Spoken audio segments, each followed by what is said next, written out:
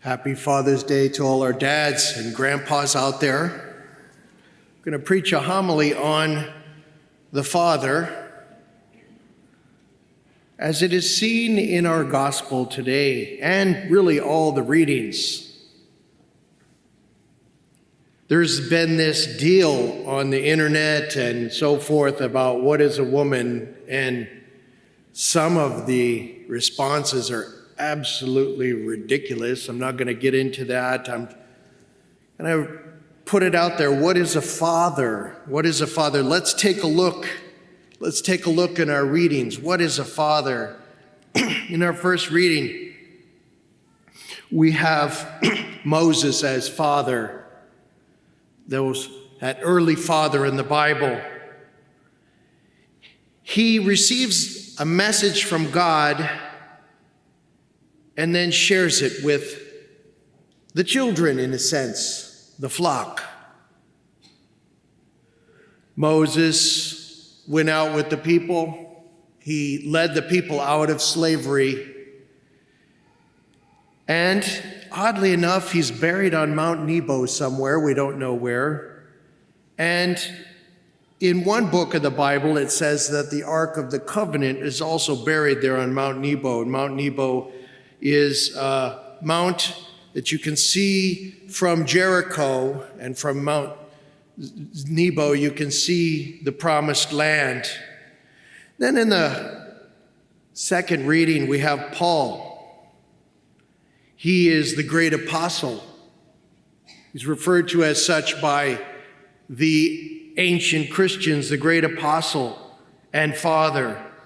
And he shares a message about laying down one's life for the sake of the other. What an incredible example of a father. He is martyred outside the walls of Rome. Then in the gospel we have St. Peter. The Lord selects his apostles. He is the first Holy Father, called Holy Father. He is the one on which Jesus establishes the church. He says, he is the one who is the rock on which I establish my church.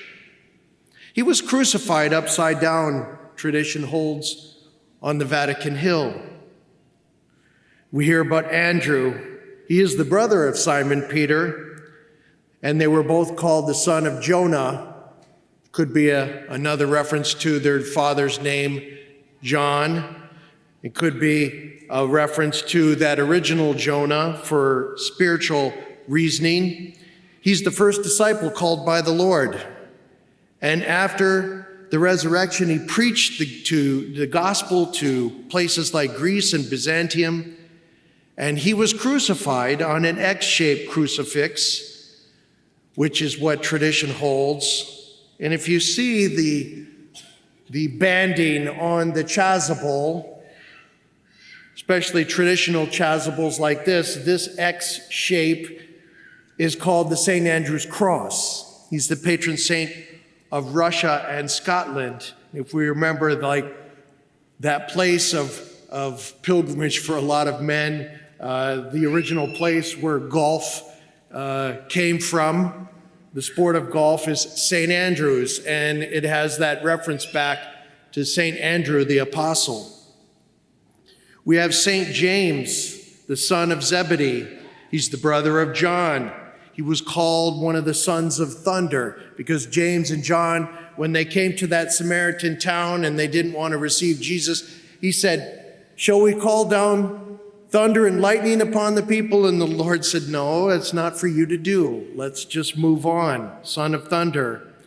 After he was present as one in the inner circle of the inner circle at the Transfiguration. He was the first to be martyred. He is said to have preached in Spain, and there's that great pilgrimage that people go on called the Camino. And when you get to the end of the Camino, you're at this place called Santiago, which is St. James in Espanol, in Spanish. and he is the patron saint of Spain. John, the son of Zebedee, the Lord's beloved, brother of James, he wrote the gospel, he wrote the letters, the epistles of St. John, the book of Revelation. He lived in Ephesus with the Blessed Virgin Mary. He was exiled on Patmos Island, where he wrote many of his works. He's the only apostle not to be martyred. It is said because he showed up at the crucifixion with the Blessed Virgin Mary. If you go to Ephesus, there is a grave of St. John the Apostle, but he's not there. There was this opening, and he went inside at the end of his life, and a light appeared, and John disappeared. So they called that his grave, but he disappeared without a trace, no body.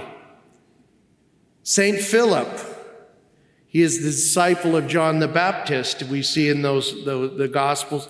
He's the one that said, "Show us the Father." He preached in Greece and was crucified upside down in Hierapolis in Greece.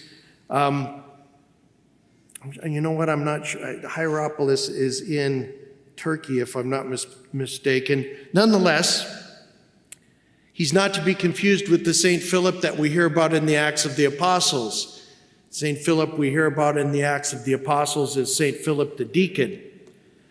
St. Bartholomew, when I see his image, I'm always taken aback because he's often depicted holding a knife in one hand and his skin in the other. St. Bartholomew, also known as Nathaniel, he preached in Mesopotamia and Persia and Egypt, and it was believed that when he was martyred, he was skinned alive. St. Thomas, also known as Didymus the twin, the one who doubted, he was with Lazarus when he was with Jesus when Lazarus was raised.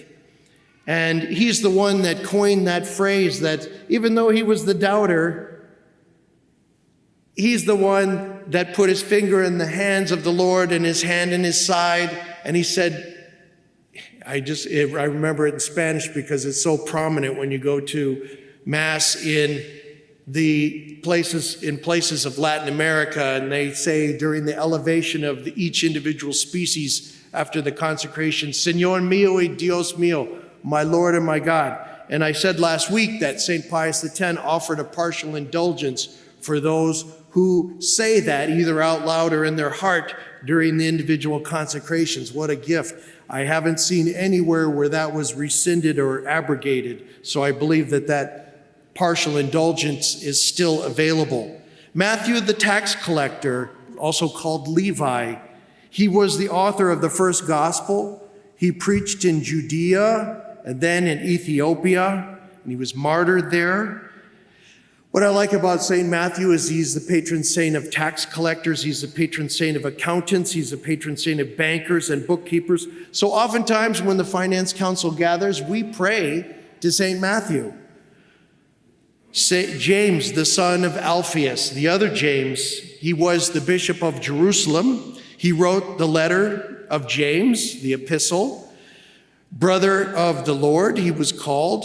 He was thrown in. His martyrdom involved that he was thrown from the pinnacle of the temple while the temple was still in existence. He was thrown from there, and that wasn't enough. He was stoned to death after that. James, the son of Alphaeus. Jude Thaddeus, right? This is St. Jude, and we have his relic. All the apostles' relics in the reliquarium. He wrote the Epistle of Jude, and many people are not familiar with it. It's only like one page. I'm telling you, it's pithy, it's powerful. It speaks to the world today about dysfunction and immorality. He preached in Mesopotamia and maybe even Persia. He was martyred in Persia, and he's the patron saint, as we all know, St. Jude, of hopeless causes. In I remember in Guatemala seeing a shrine in one of the churches where I went to pray. It was in Antigua, Guatemala. La Merced was the name of the church.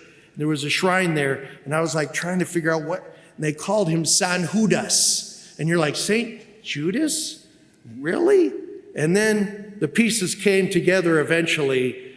Oh, this is Saint Jude. This is Saint Jude. So San Judas in Spanish.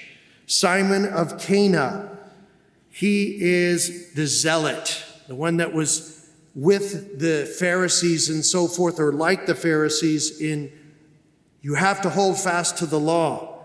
He preached, we don't know much about him, he preached in Egypt and Persia, and he was martyred in Persia. Where's Persia?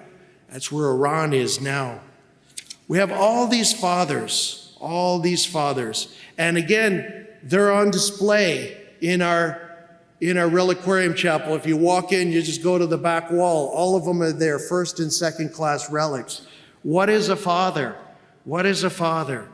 Well, if we look at their example, one who does whatever it takes to make sure that the message of the gospel is transmitted to the sons and daughters, to the flock, to the children.